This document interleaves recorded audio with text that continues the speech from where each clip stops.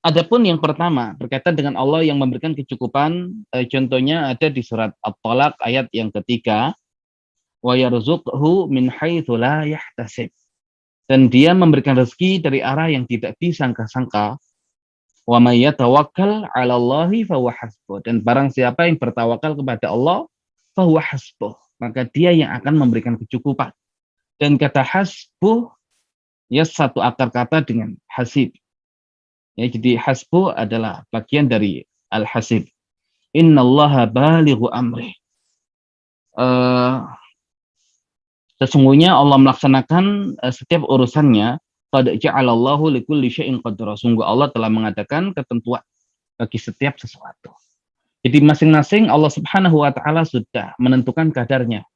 Dan ketika Allah Subhanahu wa taala Al-Qadir yang sudah menentukan setiap kadar kebutuhan hamba-hambanya, maka di situ Allah Subhanahu wa taala memberikan kecukupan.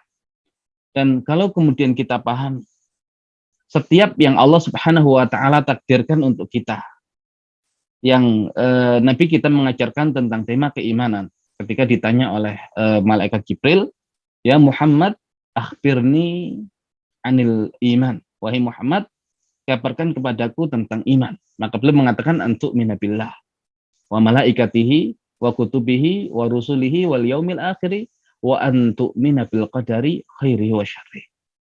Hendaklah kamu beriman kepada Allah Subhanahu wa taala, kepada para malaikatnya, kepada kitab-kitabnya, kepada rasul-rasulnya, dan kepada hari akhir. Dan hendaklah kamu beriman pula kepada takdirnya, kepada ketentuan dan kadar yang sudah Allah tetapkan, min khairi wa syarri, baik yang takdir itu khair berupa kebaikan, au syarr ya berupa keburukan. Tapi ketika Allah Subhanahu wa taala sudah menentukan kadar dan kebutuhan masing-masing hambanya, maka setiap takdir yang Allah berikan, baik itu yang zahirnya baik ataupun yang zahirnya tidak baik, itu semua adalah bentuk kecukupan yang Allah berikan kepada apa yang dibutuhkan oleh hambanya. Kalau orang Allah Subhanahu wa taala berikan kesehatan, maka memang yang dia butuhkan adalah kesehatan. Dan ketika Allah berikan hambanya sebuah ujian sakit, maka memang yang dia butuhkan saat itu adalah sakit. Ya, ketika seseorang Allah Subhanahu wa taala berikan harta, maka memang yang dibutuhkan adalah harta.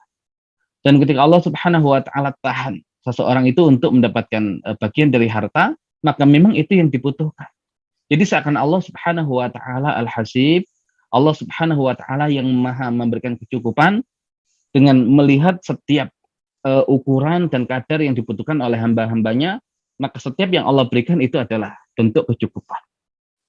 Ya, jadi yang diberikan kesehatan itu bentuk kecukupan, yang diberikan sakit itu bentuk kecukupan, yang diberikan kegembiraan itu kecukupan, yang diberikan rasa sedih itu kecukupan.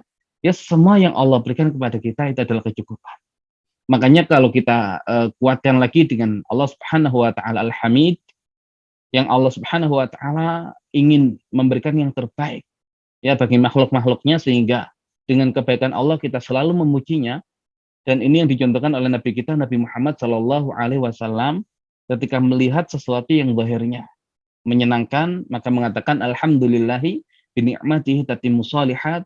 Dan ketika melihat sesuatu yang zahirnya tidak baik, maka tetap ketika dia beriman kepada Allah Al-Hamid dan dia beriman ya dengan Allah yang kita bahas pada hari ini Al-Hasib, maka dia akan mengatakan alhamdulillah ala kulli hal.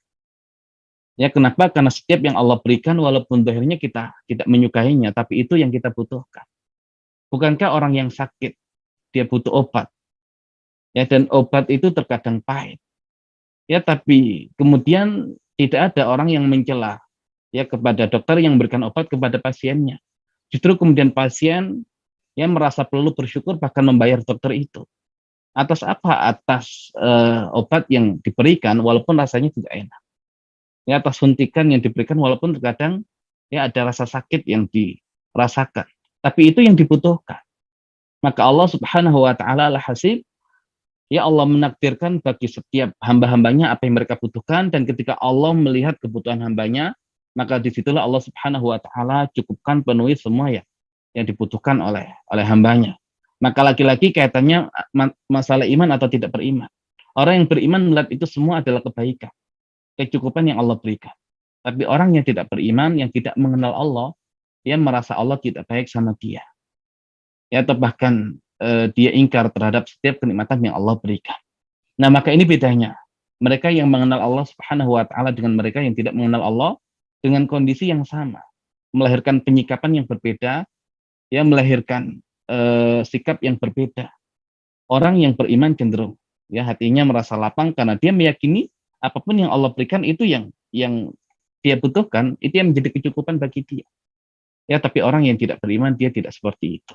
Ya, maka bersyukur ketika Allah Subhanahu wa taala berikan kita nikmat iman, berikan kita kesempatan untuk bisa mengkaji nama-nama Allah Subhanahu wa taala yang dengannya kita bisa mengenal Allah Subhanahu wa taala lebih baik lagi daripada pengenalan kita sebelumnya terhadap Allah Subhanahu wa taala.